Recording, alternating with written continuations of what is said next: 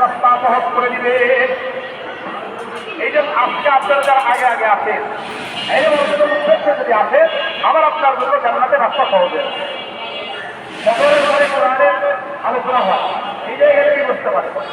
তারপরে মাগরিবের আগে কিছু সপ্তাহে আলোচনা হয়, এগুলো এই নিয়ে আসবেন যে আমি এখান থেকে কিছু এলম অর্জন করব, তাহলে আল্লাহ তাআলা রাস্তা সহজ করবে।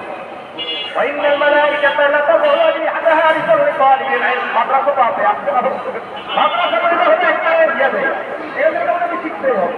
কিন্তু আমরা যারা বড় হয়ে গেছে, আমাদের তো এখানে আর শিখার পাই ওইভাবে নাই, আমরা ব্যস্ত সম্পর্কে এই জায়গাগুলো যদি আমরা মনে করি যে এখান থেকে আমরা কোরআন হাদিস শিখবো, তাহলে আমাদের